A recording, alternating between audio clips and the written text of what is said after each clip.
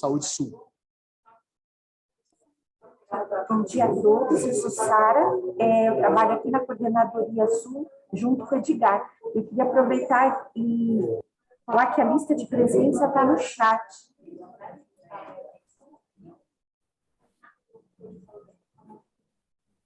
Bom dia a todos, eu sou Francisca, estou na gerência do ambulatório da Maternidade Interlagos.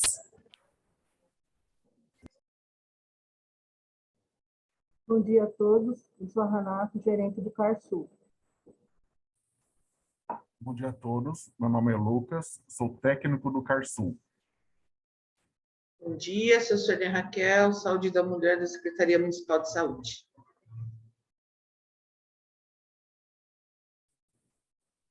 Bom dia a todos. A gente está sem câmera aqui no Bauru, ainda não foi liberada, mas eu sou Cleusa Abreu, do Núcleo Técnico de Humanização, acompanho a Karen aí no trabalho.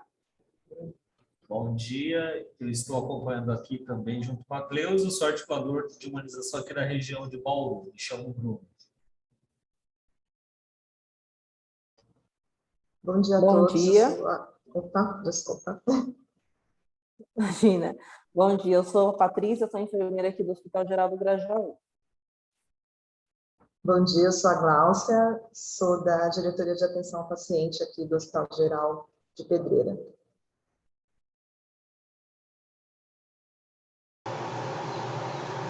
Oi, bom dia. Eu sou a doutora Adriana Grandesso, sou aqui do Einstein do Vila Santa Catarina. Sou médica referência. Bom dia, sou Karen, sou articuladora de humanização pela Secretaria Estadual. Eu coloquei para gravar, gente, eu não avisei, porque, me perdoem, porque já estava no começo das apresentações, mas a gente tem gravado as reuniões para poder compartilhar com as equipes que não conseguiram participar, tá bom? Peço desculpas por ter colocado para gravar sem avisar vocês.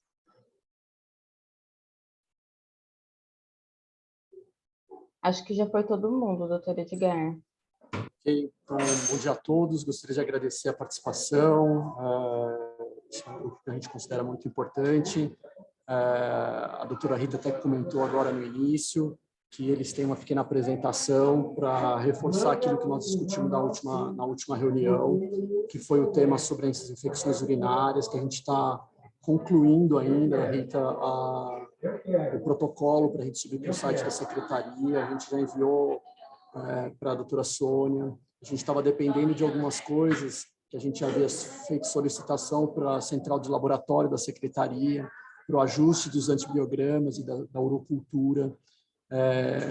E isso não é uma coisa tão simples quanto a gente gostaria. Vocês sabem, vocês que trabalham no sistema público, que quando vão mudando as instâncias, a gente tem que convencer cada dia a matar um leão, para as pessoas realmente entenderem que às vezes pequenas mudanças podem ser importantes para o dia a dia do trabalho das pessoas que estão lá na ponta.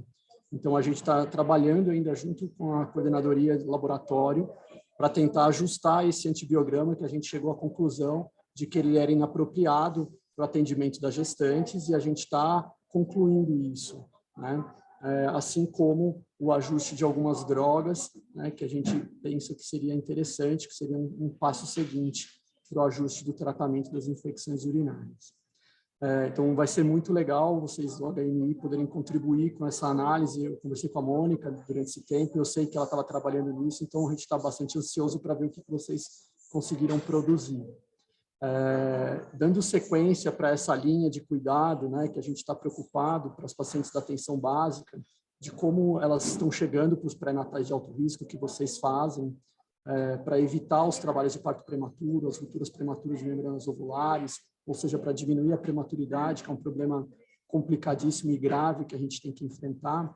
A gente optou por tentar criar um início de um protocolo para as vulvovaginites e vaginoses, para os profissionais da enfermagem, para os profissionais não especialistas da atenção básica, a fim de norteá-los. Não é para engessar, mas apenas para nortear.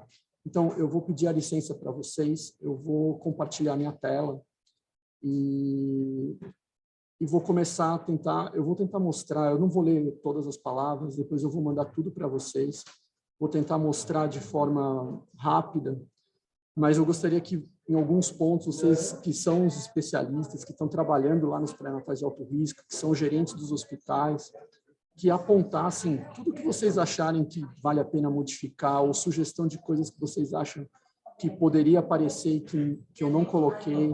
Então, esse é um primeiro esboço do que viria a ser o novo protocolo da Secretaria.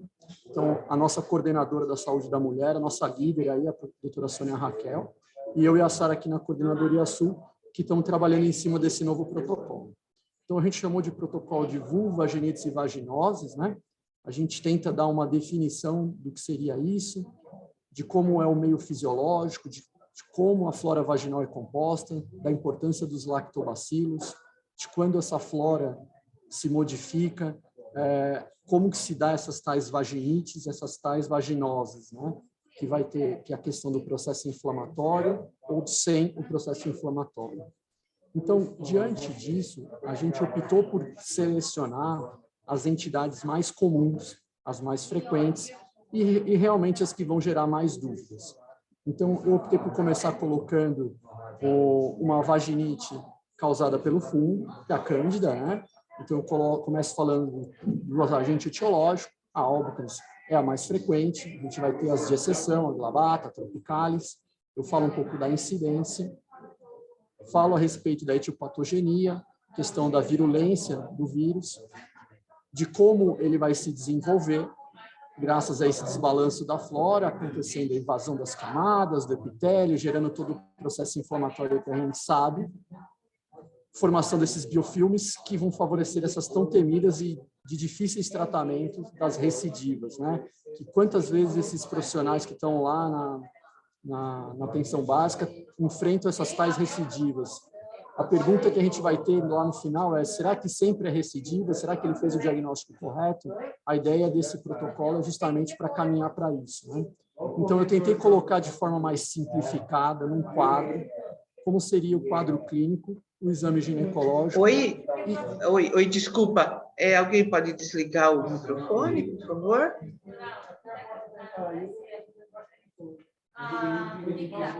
Acho que é lá mesmo, doutora Sônia. Acho que é da sala Sônia, que a doutora Edgar está. Pronto, Sônia, já consegui aqui. Obrigado. Então, voltando, né? Diante do quadro clínico, né? Então, eu separei, preferi fazer num quadrinho, eu coloquei a queixa clínica mais comum, prurido, corrimento, né?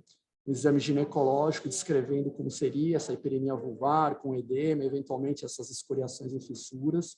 No especular, descrevendo a hiperemia da mucosa vaginal, presença do conteúdo vaginal esbranquiçado, amarelado, a quantidade variável. Então, eu dei as características mais comuns, mais frequentes da literatura. Eu achei melhor a gente começar, apesar da gente não ter muito isso na unidade básica, mas talvez seja o próximo passo, que a gente precisa começar a enfrentar isso de frente, que são como complementar esse quadro clínico através de exames complementares. A gente teria como fazer o exame do pH, isso tem nas unidades, mas é pouco usado pelos profissionais para esse assunto. Então, será que a gente poderia começar a ver o pH vaginal dessas pacientes? O exame a fresco a gente sabe que é mais difícil, mas de qualquer maneira eu descrevo aqui, e quais são os meios de cultura para a identificação da candidíase.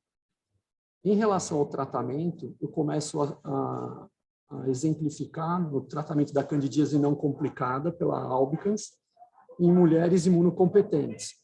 Eu vou sempre estar utilizando, a partir de agora, os medicamentos disponíveis na rede. Então, eu coloco o tratamento tópico e o tratamento sistêmico, com as recomendações que eu encontrei na literatura, as mais comuns. Um comprimido dose única de fluco e tanto o miconazol quanto a anistatina, com 14 dias. No caso das pacientes com candidíase complicada, que suspeita de albicans, ou pacientes imunossuprimidas, com diabetes, a gente recomenda um tratamento um pouco mais, um tratamento diferenciado. Quando há suspeita do tratamento de que não melhora, a gente sugere que esse profissional pense que nem tudo que parece cândida é cândida. E aí eu cito aqui a vaginose citolítica, as dermopatias e até mesmo os quadros alérgicos. A vaginose citolítica eu vou explicá-la melhor mais ao final, coloco um trechinho sobre ela. Então, nos casos de recorrência, eu coloco como, eu divido em casos isolados, em que a gente pode repetir os tratamentos tópicos ou tratamento oral, e nos tratamentos de supressão a gente deixa a recomendação de um comprimido por semana por 6 meses. E deixo a recomendação de quando a suspeita ou confirmação de Candida não albicans, aí sim evitar o fluconazol, que parece que tem resultados piores. Então eu tentei fazer de forma simples a primeira entidade, que seria sobre a candidíase, a cândida vaginal. O segundo item que eu escolhi foi a vaginose bacteriana. Eu a defino como um desequilíbrio da flora, ela faz parte da flora, né? Esse desequilíbrio vai comprometer basicamente os lactobacilos e formar essa flora basicamente anaeróbica e facultativa, né? Eu cito aqui quais são os principais agentes, né? E de que forma a fisiopatologia se dá, mas para ajudar o profissional a entender. A respeito do diagnóstico, começa a chamar a atenção que metade das pacientes vão ser assintomáticas e que, no diagnóstico, o prurido, a disúria, a dispareunia são raros nesse caso.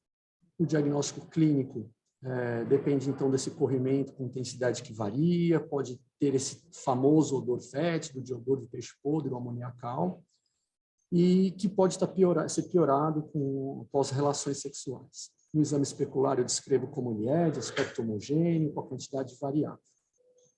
Nesse caso, o que a gente tem como critério diagnóstico? O critério mais famoso, eu achei melhor mencionar, que é o critério de Amsel e os critérios de Nugent.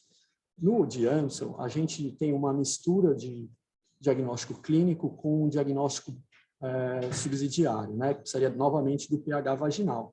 E aqui, do teste das aminas, que é feito com KOH 10%.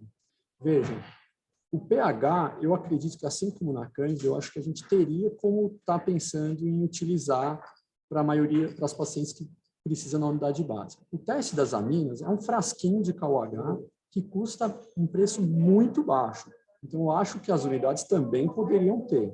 A presença das Clucel seria muito mais difícil de se confirmar, mas eu acho que se a gente começasse a pensar em fornecer maneiras baratas de ajudar esses profissionais a fazerem um diagnóstico com mais precisão, eu acho que a gente estaria caminhando para melhorar essa atenção. O critério de Nugent realmente é um critério que vai se basear na bacterioscopia. Eu menciono ele devido à importância na literatura, mas ele de pouca aplicação lá na atenção básica. Eu coloco aqui, a título de curiosidade, né, as perspectivas futuras, que seriam testes, a doutora Sônia até mencionou, né, a nossa secretaria não para de avançar, a gente está pensando aí em adotar a biologia molecular para a pesquisa do HPV. Talvez daqui a 5 anos a gente possa estar discutindo esses testes aqui para a adoção das nossas pacientes, né, para detecção da Gardnerella vaginalis ou níveis elevados da cialidase. Em relação ao tratamento da vaginose, eu novamente coloco em quadrinhos o tratamento tópico, né, com o metronidazol gel, e a clindamicina como exceção. Esse é o medicamento de padrão, é o MET. E se for o tratamento sistêmico, eu dou aqui as opções com metro, com tinidazol, o SEC e até mesmo a clindamicina para casos excepcionais. Eu faço uma menção aqui para as pacientes assintomáticas que tenham que se identifique o problema, principalmente na pré-concepção, devido aos problemas que pode gerar. Eu achei melhor fazer uma menção para o uso, usa-se muito metronidazol. Eu acho sempre importante o profissional não especialista lembrar que existe o efeito antabuso com o uso do metronidazol quando misturado ao uso de bebida alcoólica. Então, acho que a gente sempre tem que estar lembrando esses profissionais a respeito desse assunto. No caso da recorrência da vaginose, eu deixo aqui as recomendações com metronidazol por 10 dias e seguido depois aí por 2 vezes por semana de 4 a 6 meses ou com metronidazol via oral. São situações excepcionais, mas que a gente tem que estar mencionando. A terceira entidade que eu optei por colocar para ajudar os profissionais da atenção básica seria a tricomoníase, que essa aqui a gente tem que ter muita atenção. Das 3, ela é a única infecção sexualmente transmissível, é causado por esse protozoário tetraflagelado, e a gente precisa lembrar de como se dá, ele vai se aderir a essa parede vaginal, essa proteína vai fazer com que haja esfoliação, vai fagocitar as bactérias, então vai modificar muito o pH vaginal. Então, o pH vaginal, novamente, vai estar alcalino, então a gente novamente vai precisar da pesquisa lá no exame complementar do pH. Então, eu coloco aqui no diagnóstico clínico esse corrimento abundante, em geral, né, amarelo esverdeado, pode estar relacionado com disúria, queimação, dispareunia. No exame físico, eu deixo aqui como que se dá a genitália, a característica do corrimento quando ele vai se exteriorizando. No exame especular, o que o profissional deve encontrar, que pode haver essas bolhas que são tão comuns, a hiperemia da parede, esse colo em aspecto de morango, alguns autores chamam em aspecto de framboesa, né? E nos exames complementares, novamente, o pH se tornando alcalino, o teste das aminas, ele é positivo, não tão positivo quanto na vaginose, mas ele é positivo, então, novamente, o KOH, o sniff test seria interessante, e como ele é barato, eu sempre gosto de usar. A bacterioscopia, eu acredito que não se aplica, e deixar o meio de cultura, caso seja necessário uma investigação mais completa.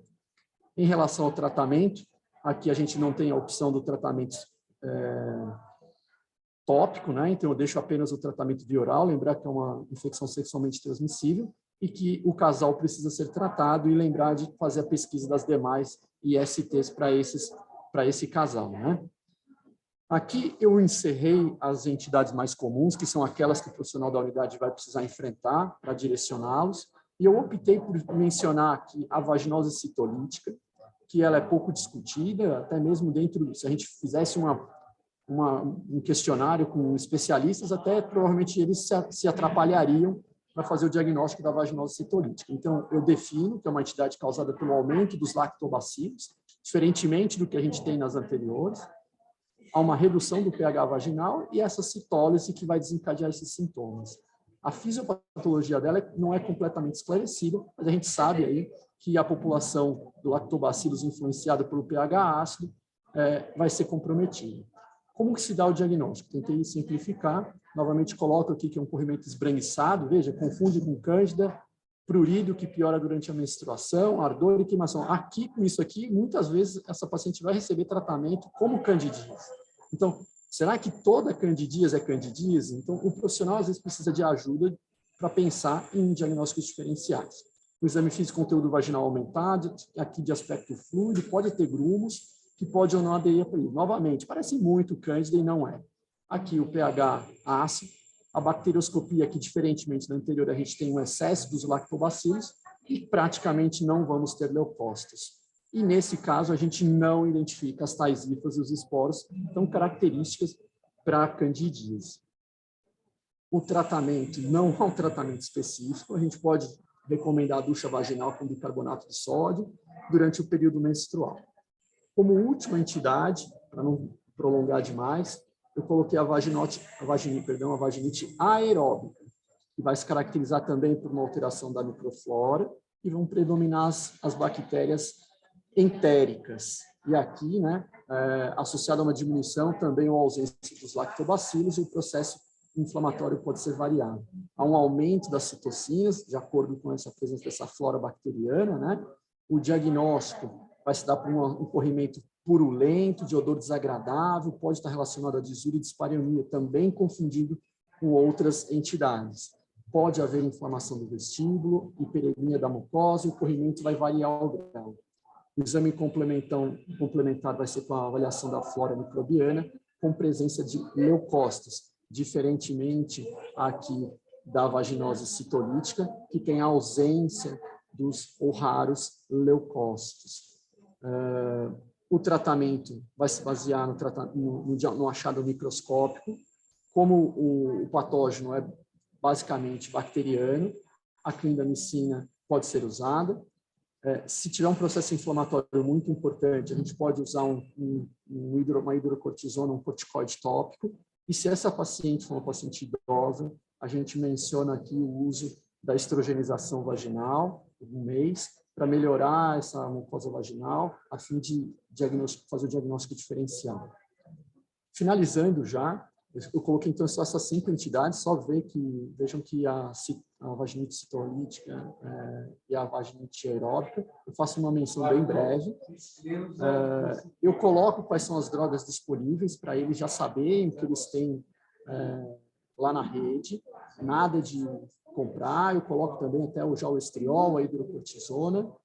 Eu coloco as referências bibliográficas. Eu baseei basicamente a apresentação no manual da Febrasco e no manual do PCDT de agosto de 2020, que está muito bom, e nos guidelines aí de ST, que é do ano passado. Eu coloco por último, que eu gosto muito desse fluxograma, é o fluxograma que a imagem está um pouquinho pequena, mas eu poderia estar ampliando ela, que é o fluxograma que está no manual do PCDT, esse é o mais recente, e que ele trata como um diagnóstico sindrômico o corrimento. Então, diante de um corrimento, da história clínica e do exame físico, a gente vai seguir com o fluxograma. Tem dor à mobilização do colo? A suspeita de doença inflamatória vai por um lado. Não, não tem. Então, é um corrimento confirmado? Tenho microscopia ou não tenho? Se eu tenho, eu vou colher o material e vou avaliar. Eu vejo as clucéus, eu vejo tricomonas, eu vejo as hifas, e aí eu trato especificamente.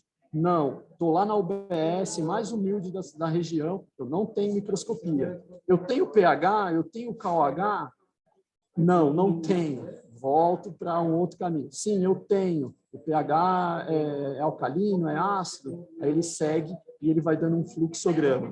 Por isso que eu acredito, e eu acho que esses grupos servem para isso, né? A gente está aqui com a nossa coordenadora, que luta tanto lá, nós estamos no mês da mulher, e eu sei quanto ela trabalha, e toda vez a gente vem com um pedido novo. Será que não é a hora, realmente, da gente introduzir para todas as UBS o pH, que é uma coisa simples, e um KOH 10%, um frasquinho que vai durar lá 6 meses, pinga uma gotinha no conteúdo vaginal e vai liberar putrescina, cadaverina e tireletilamina? Então, eu acho que... E esse aqui, vejam, é a recomendação do Ministério da Saúde, é o do ano de 2020, de agosto, e é o que a gente tem que seguir. Então, eu tentei fazer um protocolo de orientação. Veja, esse protocolo ele está longe de querer esgotar o assunto, de querer que o profissional saia especialista.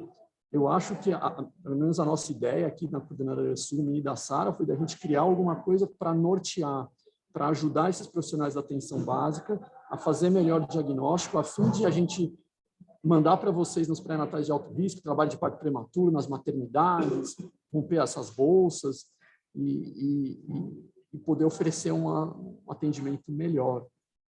E aí eu fico à disposição para vocês estarem sugerindo e apontando tudo que vocês virem de equívoco para a gente poder ajustar antes de mandar para a doutora Sônia seguir adiante.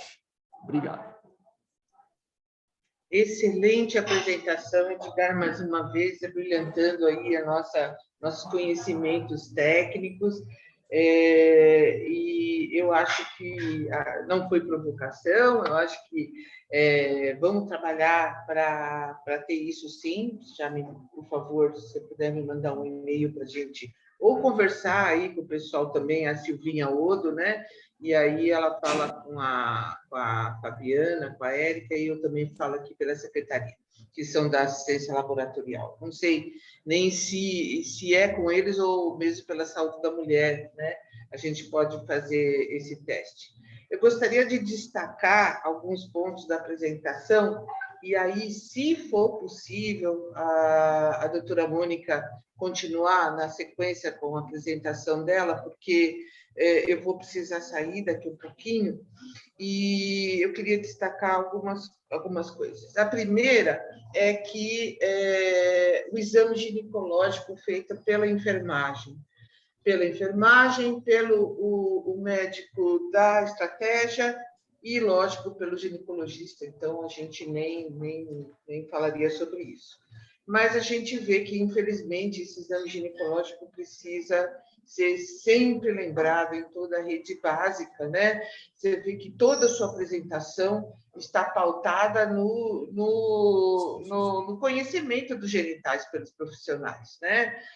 São profissionais que, entre parênteses, não têm medo, né, de examinar um genital, de fazer um especular, de fazer os testes. Então, eu começaria... como a ideia é que esse protocolo se estabeleça no município, em outros municípios, enfim, em todas as regiões, a ideia seria realmente, né, que esse profissional se atente, né, sobre o exame ginecológico, e aí eu destacaria as gestantes, né, os adolescentes e as idosas. Outro ponto também seria, eu não sei se você... eu estou falando mais sobre, como ginecologista, na minha prática clínica de consultório, né? Eu não sei se você colocaria, se alguém do nosso grupo poderia colocar a prevenção sistêmica, né? A regulação do pH do organismo como um todo. Não sei se vocês têm alguma orientação para esse caso, né? Para prevenção das descargas vaginais, e também os cuidados de higiene. Também a gente começaria um pouco com essas questões do cuidado de higiene.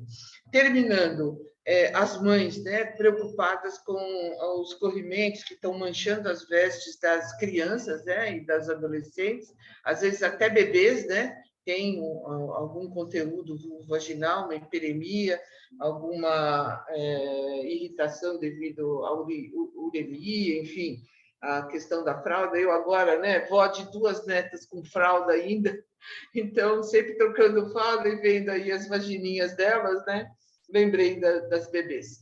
E as climatéricas, né, com as poplites senis. Então, talvez uma breve explanação sobre os ciclos de vida e as vaginites dessas idades. Ok? Então, é isso. Muito obrigado. Se alguém quiser, eu passo a palavra.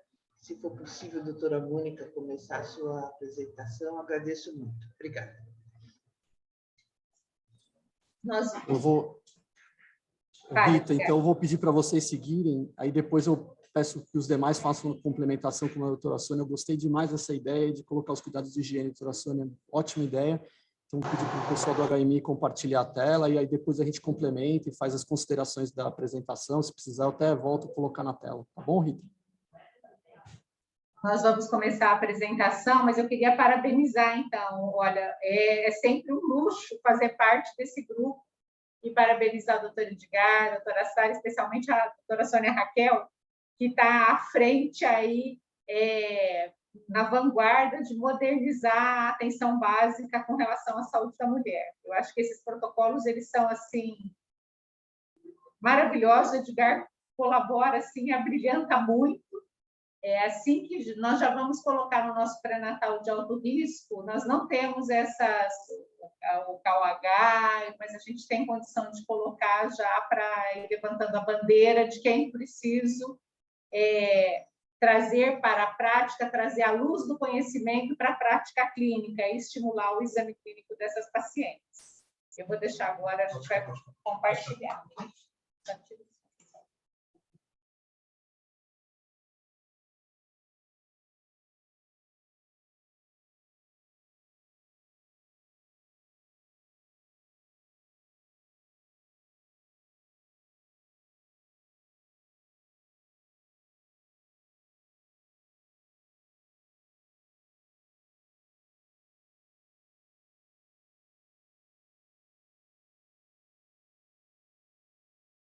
Doutora Rita, seu áudio está fechado.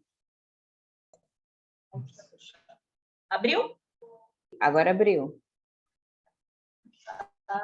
Esse foi um levantamento que eu fiz, baseado, o início de tudo foi a questão que o Edgar levantou, e um estudo que o pessoal trouxe de um joint report de 2020, que agregou um consenso da Sociedade da Febrasgo, da Sociedade de Urologia e da Sociedade de Infecto do Brasil.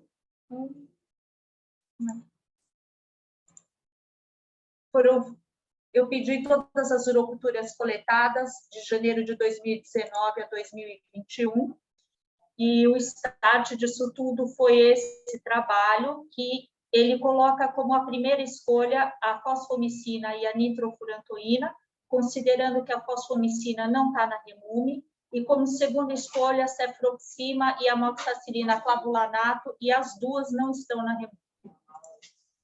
O período coletado foi de janeiro de 2019 a dezembro de 2021. Os setores de coleta são das gestantes e o total de exames foi 2.338. Mônica, os slides não estão passando. Tá no... Tem que pôr no modo apresentação.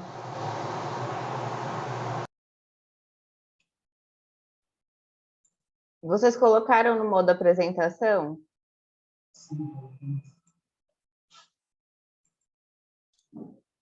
Eu acredito. Agora foi. Agora foi. Bom, pode voltar. Pode voltar desde o começo. Então, só bem rapidinho, o trabalho foi feito de 2019, 20 e 21. Para nós, foi feito quase 2.238 exames, e o start disso foi esse trabalho do Joint Report, que associou a Febrasgo, a Sociedade de Uro e a Sociedade de Infecto. O problema é que a primeira escolha desse Joint Report é a fosfomicina, que não está na Remune, e a segunda escolha, que é a cefroxima e a amoxicilina do clavulanato, de novo, não está, e além de tudo, a fosfomicina não está no nosso teste de antibiograma. Dos exames coletados, 63% deram sem crescimento bacteriano, e, de novo, a gente tem um paralelo com esse Joint Report, porque ele diz que pacientes sintomáticas clássicas devem ser tratadas sem nenhum exame. 63% não teve nenhum crescimento. O nosso trabalho, ele bate em termos de espécie, E. coli e Klebsiella, as mais encontradas, com o trabalho deles, levando em conta que o trabalho foi feito com levantamento de 2008, 12 e 14, tem um certo distanciamento, só que a E. coli deles deu em torno de 94, o nosso deu 54. Mesmo eu retirando a grande quantidade de cândida, que deu em torno de 10%, eu persisto com um número mais ou menos de em torno de 64. Das E. coli separadas, o interessante é que todo mundo fala que a cefalexina não serve mais. Na nossa amostra, a sensibilidade foi de 96%. Para as não E. coli, o interessante é que nós temos uma sensibilidade da eritromicina de 100%. E aí fica o questionamento em relação a esse Joint Report, que muita gente já está seguindo, que tratar paciente só por sintomatologia, as nossas pacientes tiveram 63% de culturas negativas, se vale a pena fazer um levantamento mais amplo para o município de São Paulo, considerando que o trabalho deles foi feito com levantamento de 2008 a 2014, se é realmente necessário, neste momento, inserir a fosfomicina, e eu entendo que a fosfomicina ela tem uma posologia mais fácil, mas tem que ver custo e benefício. A primeira escolha dela, desse trabalho, foi a fosfomicina, e eu repito, para nós, a cefalotina continuou com uma sensibilidade de 96%, e a fosfomicina não está na Remune, nem o clavulanato, nem a cefroxima. Por hora, o que a gente tem da nossa amostra de 3 anos foi que sintomas, o ideal é que se continue sempre colhendo urocultura. Para a E. coli, a nossa primeira escolha, igualmente do trabalho, é a nitrofurantoína, por conta de 97% de sensibilidade. É razoável, é lógico manter a cefalotina, a cefaloxina, por causa da nossa sensibilidade de 96%, e para os demais patógenos, a clindamicina e a eritromicina têm 100% de sensibilidade.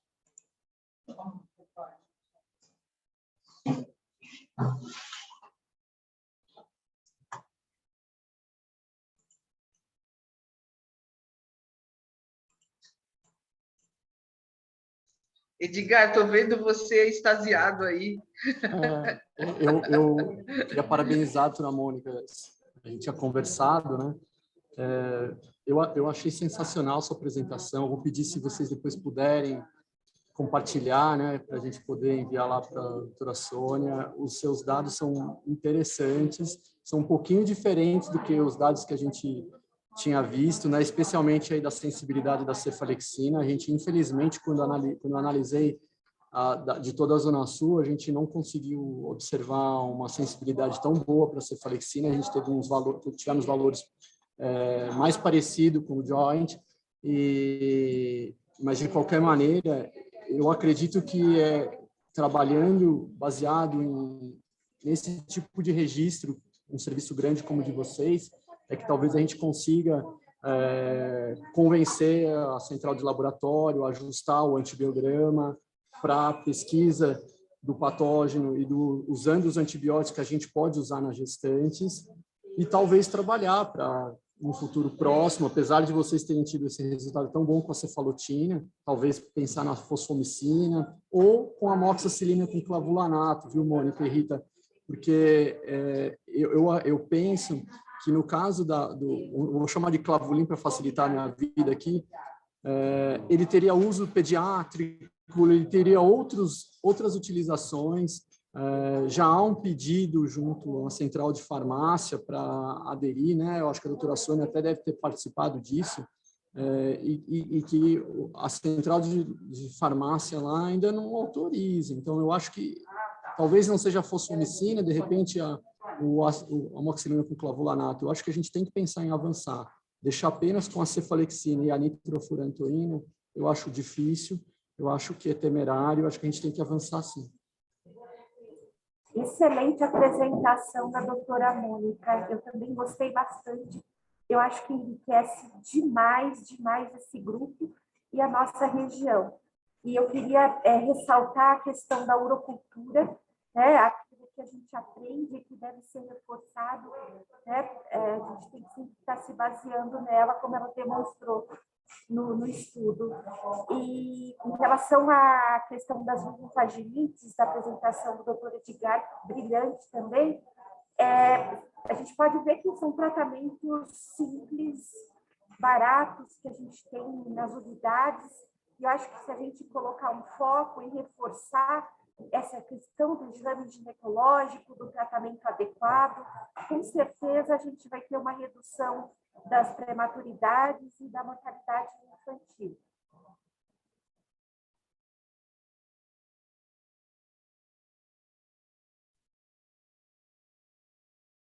Eu queria colocar a riqueza, na verdade, que o grupo suscita para a gente buscar evidências e para a gente propor mudanças robustas, mas baseadas nas nossas evidências, na nossa prática clínica.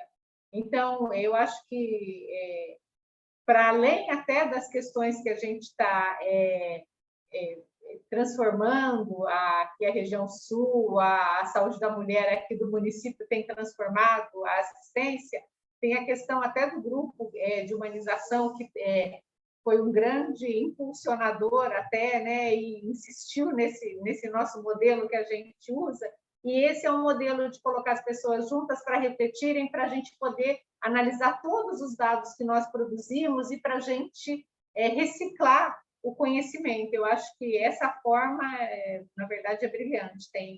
O grupo é muito potente. Queria agradecer a doutora Mônica e a doutora Edgar, que colaboraram assim.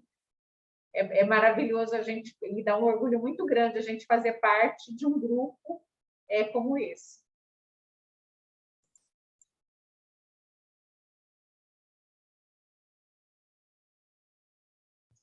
Edgar, seria a hora de abrir, né, para os outros equipamentos, as colocações, depois, se vocês puderem finalizar com hoje, né, hoje, a partir de hoje, ou em continuidade, né, ao dia de hoje, como que nós vamos caminhar. Vamos manter a cefalexina, vamos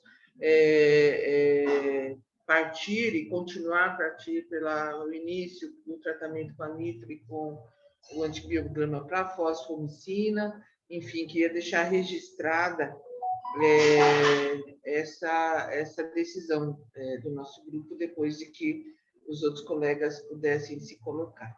Obrigada.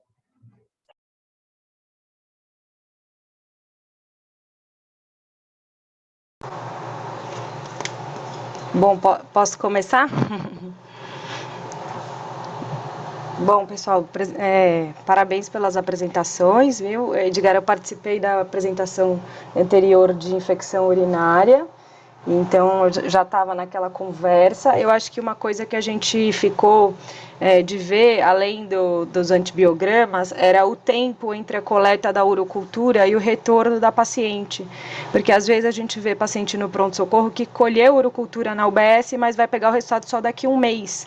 E isso acaba que ela vem no pronto-socorro com a mesma queixa, já tendo colhido um exame, e a gente acaba coletando novamente no pronto-socorro. Então, não sei se vale a pena a gente pensar num fluxo, quando a paciente colheu uma urocultura na UBS, que ela tenha algum retorno antes do prazo da próxima consulta de pré-natal, algum jeito da gente ter alguma ou convocação ou alguma coisa assim que possa ajudar a gente começar a tratar, né, e acertar esse antibiograma. No nosso hospital, a gente tem internações frequentes, eu não tenho número, mas eu posso ver como que a gente está de dados, mas a gente tem muitas internações por pielonefrite, e às vezes a gente precisa fazer de 10 até 14 dias de antibióticos, e aí uma opção, para até corroborar com a sua ideia do clavulanato, é que o clavulanato seria uma opção via oral para a paciente receber pós-alta, para terminar os 14 dias em casa. Então, a gente às vezes prescreve, a gente sabe que tem pacientes que têm muita dificuldade de adquirir, ou a gente acaba fazendo visitas diárias ao pronto-socorro para terminar o tratamento EV com uma dose única de ceftriaxona. Mas isso acaba dando bastante demanda no pronto-socorro também. E acho que da infecção urinária era isso. Sobre a sua apresentação de vulvovaginite, está super completa, achei excelente.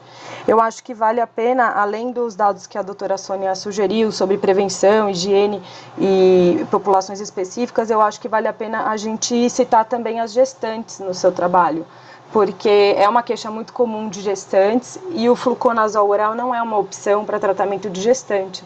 A gente deveria colocar o tratamento tópico como primeira escolha para a população gestante, né? E se tiver suspeita de gravidez também não usar o fluconazol, porque no primeiro trimestre ele é teratogênico, tá bom? Então acho que vale a pena a gente acrescentar.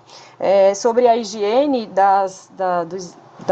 que a doutora Sônia citou, eu acho muito importante a gente colocar que as duchas vaginais são uma contraindicação para as pacientes utilizarem, né, que elas acabam aumentando a recorrência, e mesmo os sabonetes específicos, que elas devem usar sabonetes neutros, que às vezes elas vêm no pronto-socorro, principalmente as gestantes, usando sabonetes extremamente irritantes para a mucosa vaginal, e isso acaba aumentando a recorrência das infecções.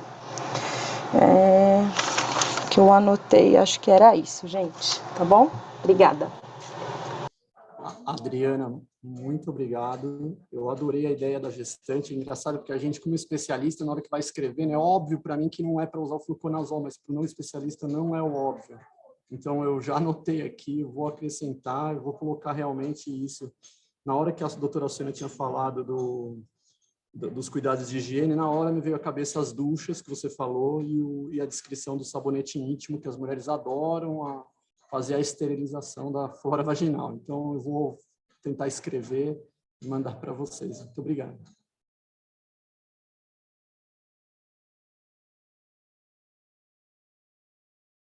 Só dar um retorno. A respeito do tempo de coleta e do resultado do antibiograma, quando a gente terminou as reuniões do último encontro, a gente conversou com o pessoal do laboratório, eles falam que, em média, de 5 a 7 dias sai o resultado. Então, realmente, talvez a gente precise ajustar o fluxo.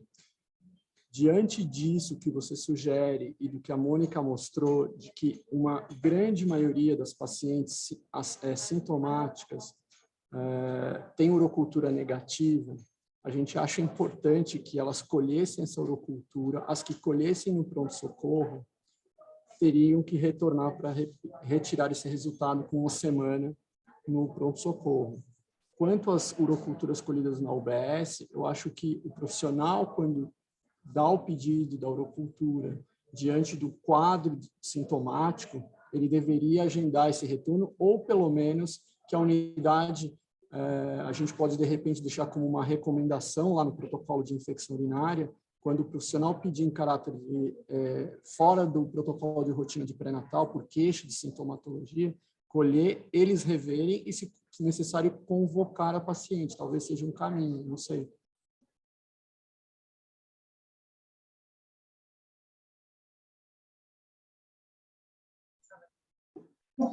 Edgar, como é que funciona? Eu trabalhei em algumas unidades que a paciente tem uma senha, ela recebe uma senha na coleta do exame, e ela não nós, o prestador, ela, o usuário, tem acesso a isso. Então, se você tiver um computador na sua unidade, você consegue acessar esse resultado do exame. Alguns exames, tipo sorologia, não sei qual é a legislação, tipo HIV, não sai. Mas exames como de urina, hemograma, glicemia, saia. O GBS sai, e a gente consegue ter acesso, do que fazer a paciente voltar na unidade. Tudo bem que às vezes tem que voltar ou volta na rotina, mas num processo de tentar otimizar esses tratamentos.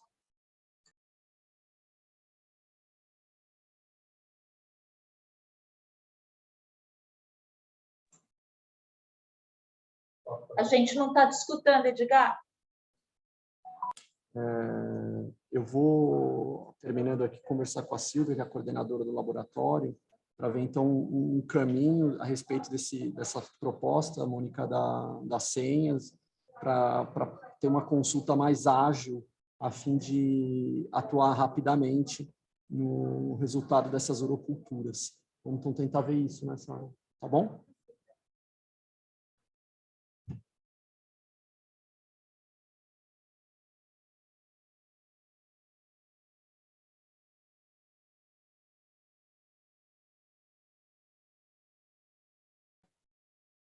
Mais alguma sugestão?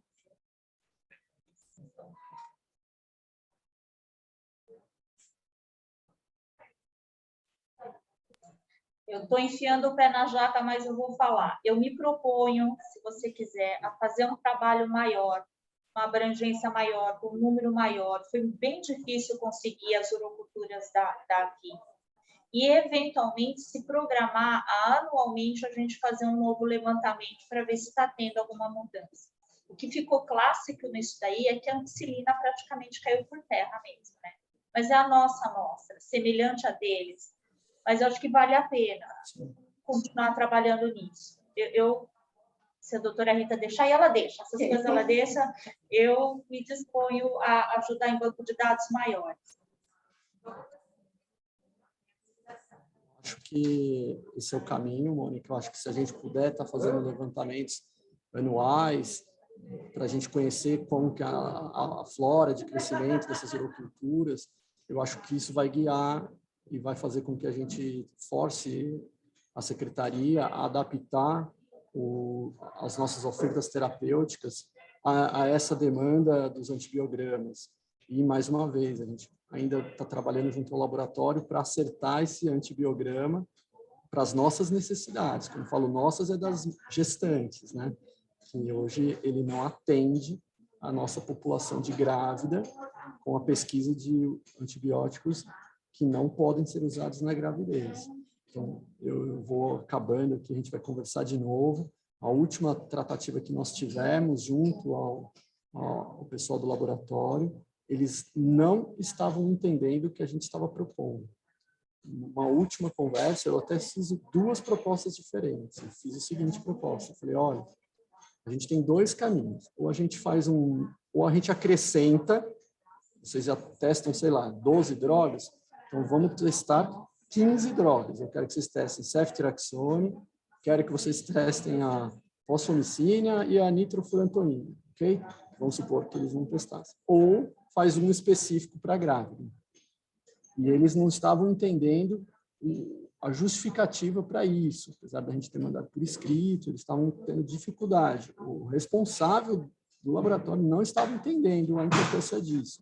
Ele achava que ele já contemplava tudo que tinha que contemplar no antibiograma atual. A gente está tentando convencê-los, literalmente, de que não está adequado e que é necessário o ajuste. E a gente ainda não conseguiu. Meu Deus, agora eu não paro de falar. Quando você recebeu o meu trabalho, eu já separei todas as categorias de gestação e foi baseado o levantamento tudo em Anvisa, tá? Por isso que eu vou pedir, Mônica, mais uma vez, para você e a Rita me mandarem o seu trabalho, que eu achei sensacional, e eu vou novamente encaminhar para o central do laboratório, vou pegar todo o meu arquivo das minhas análises, vou juntar com o seu, que é um serviço grande, e vou reforçar para a gente propor esse ajuste do antibiograma.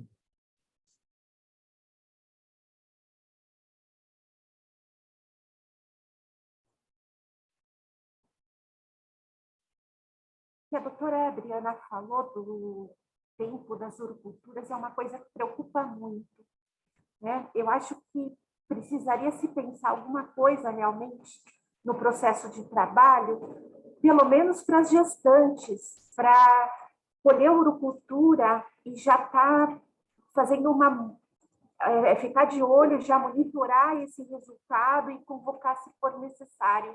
Acho que a gente vai ter que pensar em alguma coisa nesse sentido, sim.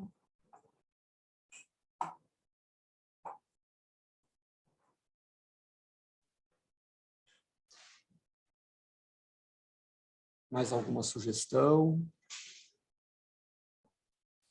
Eu queria parabenizar a doutora Rita e toda a equipe, o doutor Edgar. Eu acho que a região sul é privilegiada por ter trabalhos exitosos, né? E eu acho que nada mais prazeroso do que você ver um trabalho que você pesquisou na base, né? Ser concluído e servir de exemplos para outras pessoas que vão pesquisar. Parabenizo toda a equipe da doutora Rita, lá do HMI, o doutor Edgar, aqui da região sul, e tomara que vocês consigam, né, aquilo que vocês estão querendo ampliar para melhorar o tratamento das gestantes na região. Pessoal, o Jefferson aqui, que faz parte do suporte do S4, e ele é especialista em IPI, foi super interessante ele acompanhar, porque ele já conhece também o sistema das unidades básicas. E aí ele tem uma colaboração para fazer para a gente poder compartilhar esse resultado dos exames das pacientes nos nossos hospitais. Então, vou deixar ele falar, eu achei fantástico. Vou colocar aqui para vocês verem, ó.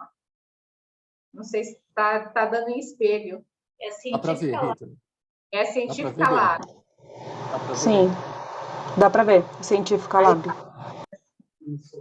A Unidade Básica de Saúde, a Estratégia de Saúde da Família, quando realiza os exames, eles costumam pegar uma senha e colocar no cartão da família, para que o próprio usuário tenha acesso aos seus exames. Só que, em contrapartida, eles também tiram uma cópia e colocam no prontuário do usuário, caso ele perca essa senha. Então, o usuário ele tem acesso pelo site Científica Lab, mediante um código e uma senha que é fornecido a ele. Esse código e essa senha é sempre o mesmo para o paciente? É gerado mesmo, e os resultados anteriores e os subsequentes ficam um histórico na página da científica. A gente usa bastante esse site, essa senha e o protocolo para checar os estreptos, mas no começo do pré-natal essa senha não está sempre disponível, então a gente poderia pedir para que seja colado no cartão da gestante o protocolo e a senha do Científica Lab, porque a gente consegue, às vezes alguma paciente vem para o pré-natal sem nenhum exame e vem no pronto-socorro com cartão em branco porque ela não anotou ou porque não passou na consulta, mas ela colheu exames e aí quando vai internar a gente gostaria de checar o que já foi feito. E aí seria interessante então que quando ela começasse o pré-natal que essa senha já ficasse disponível, porque a gente pode checar outros exames além das uroculturas, exames já feitos, e seria legal que fosse então dia de rotina colocado no cartão do pré-natal. O que vocês acham?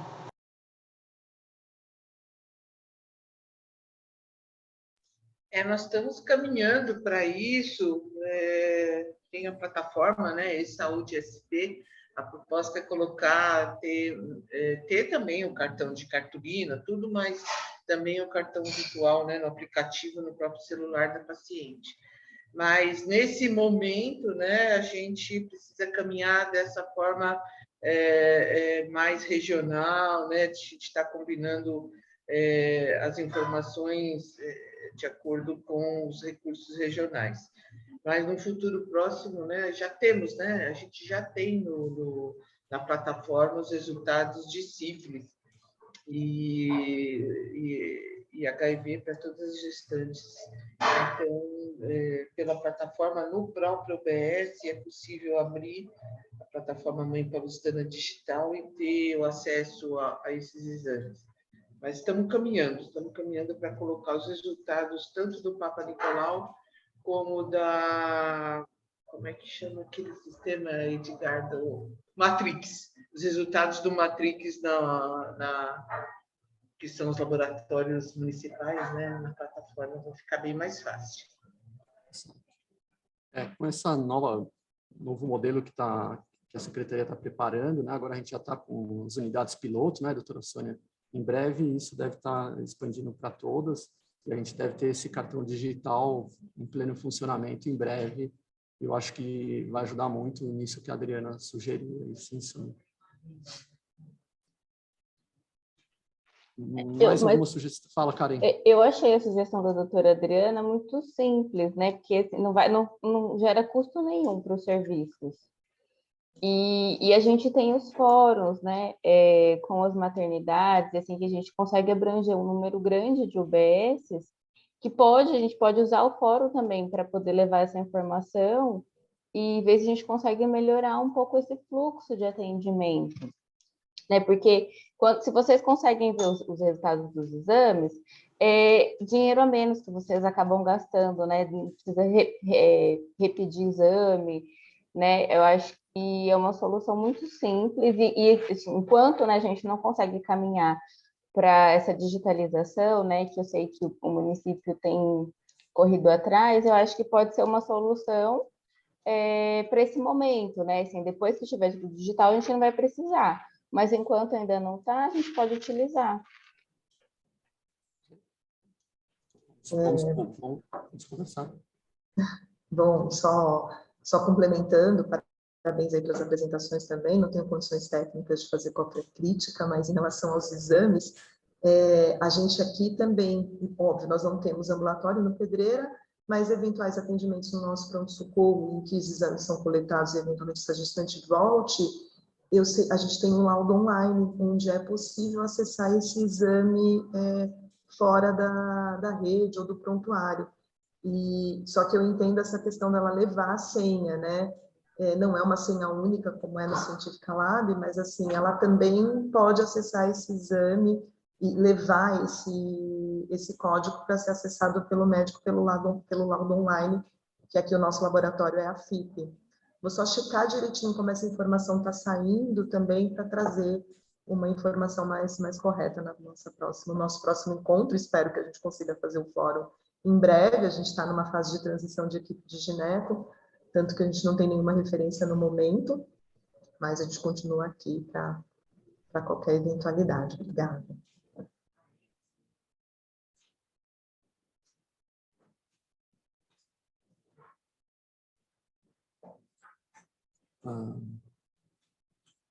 Eu acho que todos participaram, pelo que eu estou olhando aqui na lista de presença, e eu acho que a gente podia caminhar, né, para o encerramento. Karen, eu queria novamente agradecer, Rita, no seu nome, doutora Mônica, e o grupo do HMI, que sempre é muito parceiro, nos ajuda demais. Olha, eu fiquei muito feliz com o trabalho de vocês, peço que me mande para a gente poder tentar seguir adiante. Eu vou encaminhar para vocês, eu vou fazer esses ajustes que a doutora Sônia e a Adriana me sugeriram aqui a respeito da vulvaginites, aí na outra semana eu tento já enviar para vocês darem uma lida, me devolverem, aí vocês poderem ler com mais calma e apontar erros de português, sugestões, coisas que vocês perceberem nessa nova leitura mais com calma, para a gente poder mandar aí sim para a doutora Sônia, para a gente concluir esse protocolo, quem sabe ser uma orientação aí para toda a secretaria, para todas as UBSs, não só para a Zona Sul. Acho que é isso.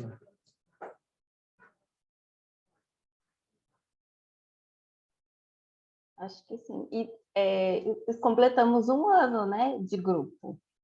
Em fevereiro, a gente começou em fevereiro de 2021 as reuniões, e acho que a gente ter conseguido dar continuidade, acho que foi um desafio que a doutora Sônia aceitou, né? E conseguir. Assim, hoje, infelizmente, a gente tem um quórum menor, mas acho que a gente conseguir fazer essas reuniões com a periodicidade que a gente tem feito, conseguir aproximar essas equipes tem sido um movimento muito importante para a região, né? Que a gente sempre fala, né? A região sul ela é uma região que tem uma escassez de serviços, e acho que essa escassez faz com que os serviços se aproximem, estejam sempre próximos, que tenham uma disponibilidade muito grande de conversa e de troca entre eles, né? Então, eu fico muito feliz.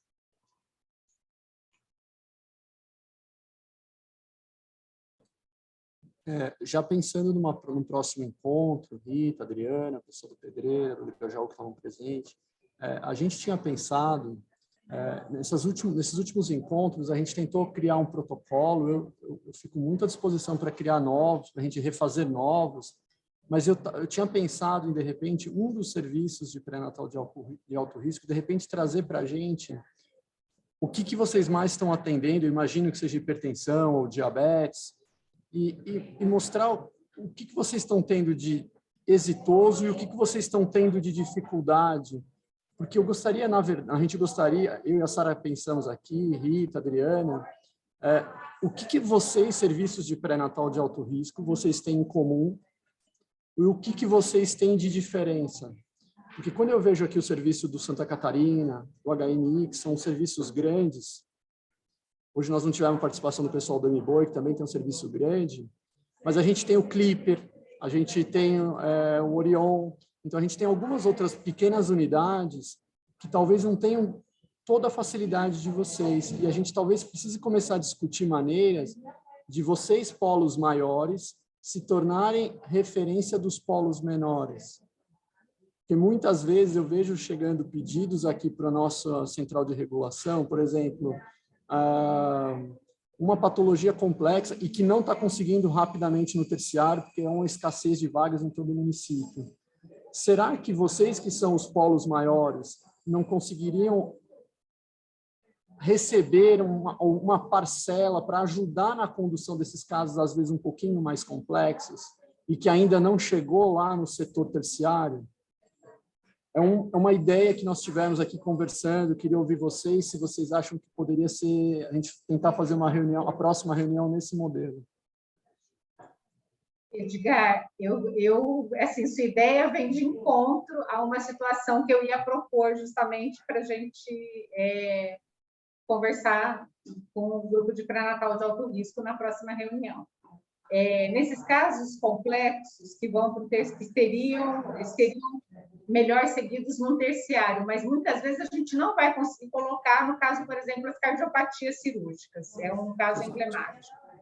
Exato. E a gente consegue fazer o segmento até nos nossos pré-natais mais robustos, mas também nós fazemos também nos menores, que nos apoiam muito e são extremamente necessários. Uma das coisas que a gente vivenciou aqui foi que a gente dá seguimento, porque esses casos vão nascer nas nossas maternidades, não é possível, as patologias fetais, elas são resolvidas depois que eles se tornam recém-nascidos, não adianta achar que eles vão nascer lá no Hospital das Clínicas, eles nascem nos nossos hospitais e depois eles são regulados no próximo. Mas tem uma questão que essas mulheres, essas gestantes, elas têm que ser tratadas de uma maneira uniforme e acolhedora. Então, eu acho que os pré-natais de alto risco, a gente deveria desenvolver um protocolo de acolhimento para essas gestantes e uma forma de notificar a unidade de referência com antecedência, como a gente notifica a cesárea agendada, por exemplo, de quem tem 2 cesáreas anteriores. E eu falo isso porque recentemente nós tivemos um caso de uma paciente que teve era um linfangioma muito grande, fetal, era praticamente igual ao tamanho da cabeça do feto, e nós não sabíamos, e ela fez um pré-natal de alto risco, nós fomos surpreendidos com o caso aqui até na semana do nascimento, e a paciente tinha toda uma expectativa, e a gente poderia ter construído esse fluxo mais cedo e ter feito um acolhimento melhor até na nossa própria maternidade, quando a gente sabe um caso que a Laureli fala, por exemplo, de violência, a gente trabalha bem esses fluxos nas redes, mas o nível terciário, nós ainda não trabalhamos, a gente trabalha muito separado e vira um sofrimento para todo mundo. Eu acho que talvez a gente consiga organizar melhor se a gente unificar tanto o acolhimento nos pré-natais como a notificação para as maternidades. E vocês? Eu acho excelente, Rita. Eu acho que é nesse sentido.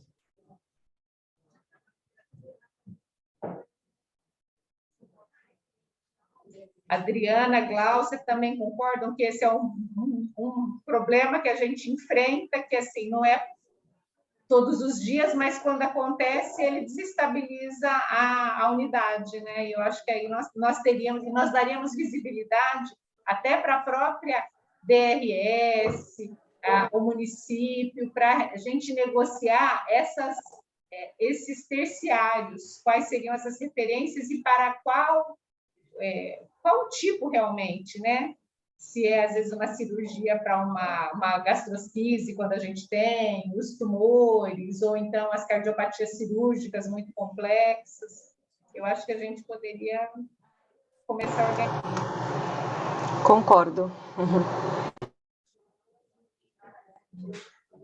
Eu acho, Ritinha, que isso é o sonho nosso, né? Esse sonho de integração de todos os casos de gestantes, né? A gente sabe, né, da carência, né, principalmente em malformações fetais. Até hoje a gente não avançou em nada isso, né?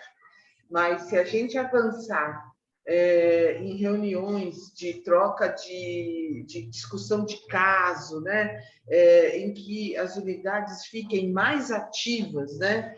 Eu acho até que para a região sul essas reuniões deveriam ser as UBSs de Interlagos com a Sul e Interlagos, as UBSs do Clipper. Eu não sabia do Orion, Edgar, não sabia dessa proposta do Orion também.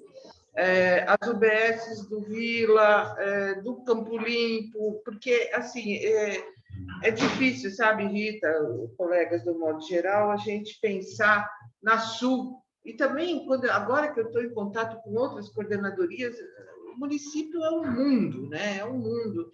Então, eu regionalizaria as discussões e a integração das UBS com os serviços.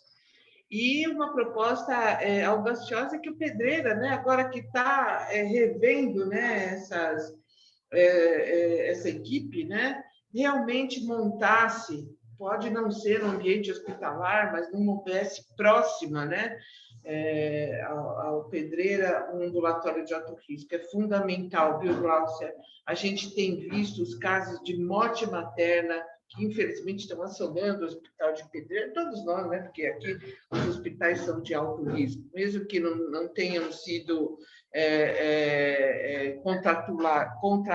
contratualizados para ser de alto risco, acabam recebendo pacientes de risco. Então, eu proporia que as discussões, lógico, manteríamos esse fórum importantíssimo, mas que discussões de caso e integrações de UBS, talvez aquele modelo do hospital ser o centro, né? O centro organizador, o centro coordenador de todas a integração, né, dos casos de gestantes de risco que vão ser agendadas, né, ou mesmo atendidas no pronto-socorro. A gente vê o trabalho das apoiadoras Mãe Paulistana extremamente exitoso, né? E até posso citar em Interlagos, né, que as pacientes que são acolhidas no pronto-socorro, especialmente do Interlagos, as apoiadoras fizeram, né, uma pesquisa e 70% retornam para o hospital. Então, a gente vê que essa ideia de regionalização, lógico, mantendo o fórum da Sul como um todo, porque o município é é dividido por coordenadoria, né? Então, temos que ter esse fórum com todos, mas a integração seria regionalizada. Essa é a nossa proposta, e como o assunto está avançando e está sendo, vamos dizer, uma piloto, né, nessas discussões, a gente gostaria, ficaria muito honrada de estar participando dessa construção aí na Coordenadoria Sul. Obrigada.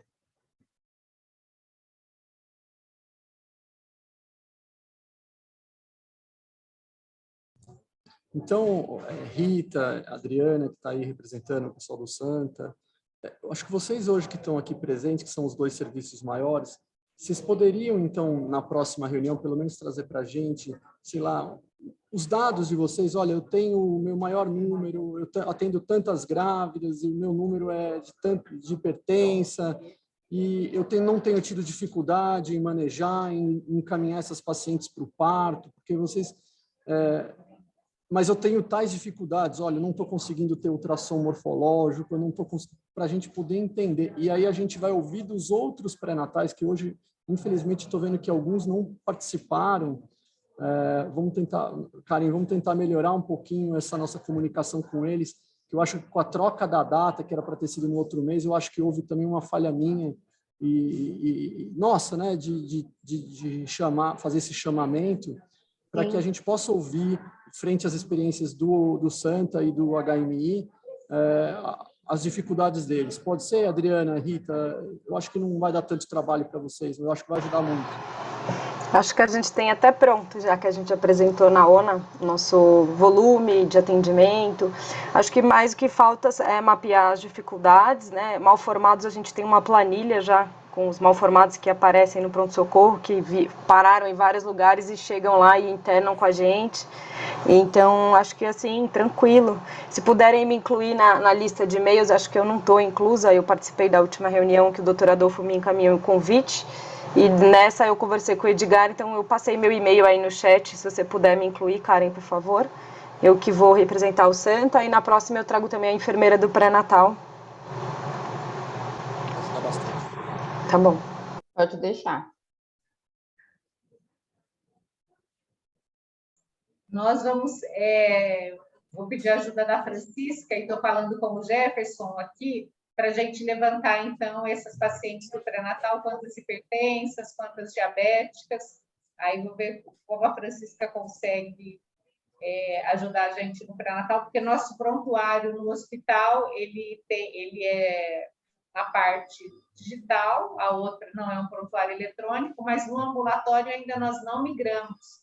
Ainda ele não é um prontuário bem digital. Então, a gente não vai fazer, não sei onde a gente vai conseguir essa codificação por CID no pré-natal, pessoal, mas eu vou me esforçar. Mas se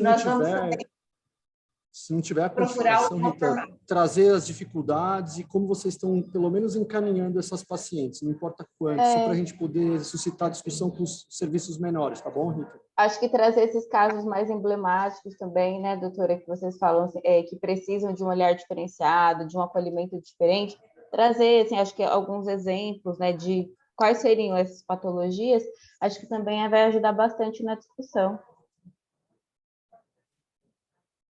Pessoal, hoje a doutora Cláudia não pôde estar, ela é preceptora no Leonor.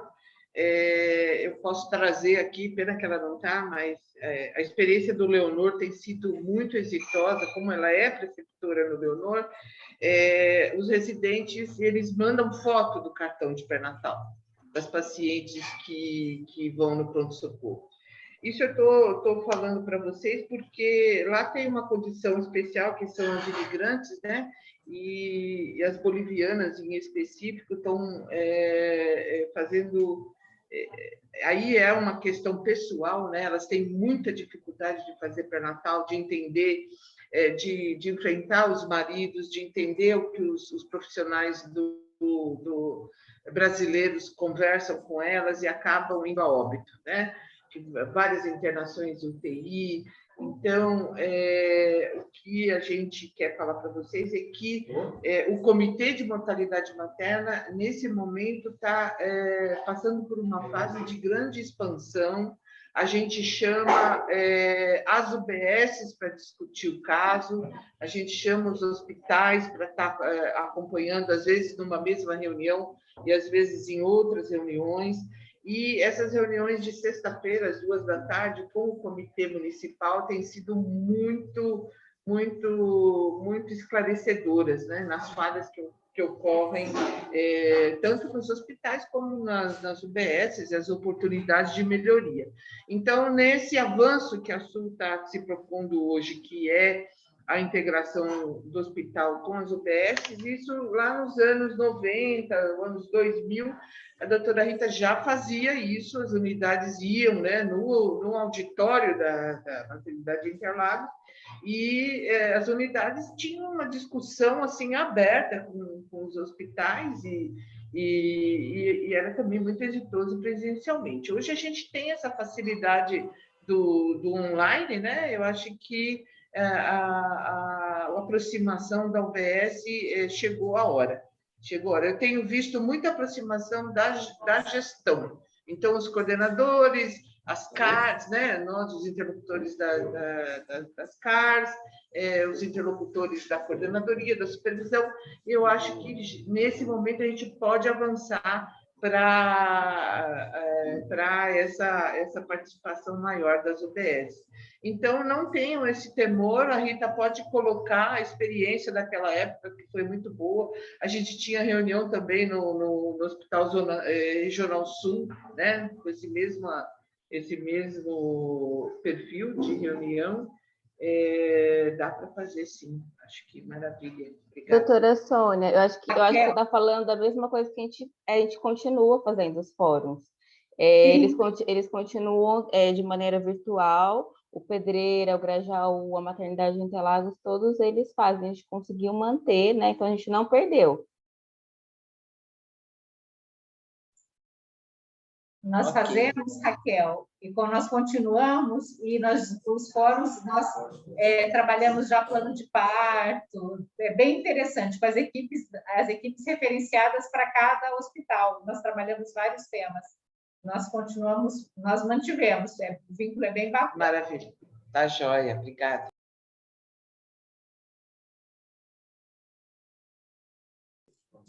Podemos propor uma data, então, Karen? Podemos. Pode ser maio? Pode. Uma quarta, né? Pode ser? Todos podem? 18 ou 11? Eu posso. Quando que é melhor para vocês, né? Principalmente vocês que vão fazer o levantamento. 18 ou 11? Por mim, as duas estão tranquilas. A gente também, doutora Mônica. Pode ser 18. 18? 18 de maio, então. Tá ótimo. Eu vou encaminhar a gravação para vocês por e-mail, tá? Eu acho que a gente também tenta encaminhar para as unidades que não conseguiram participar hoje, né? Para elas poderem se inteirar das discussões. E acho que agradeço bastante a presença de vocês. É uma reunião muito gostosa de fazer. Muito obrigada, gente. Um grande abraço a todos. Obrigada, Ritinha. Obrigada, Gláucia.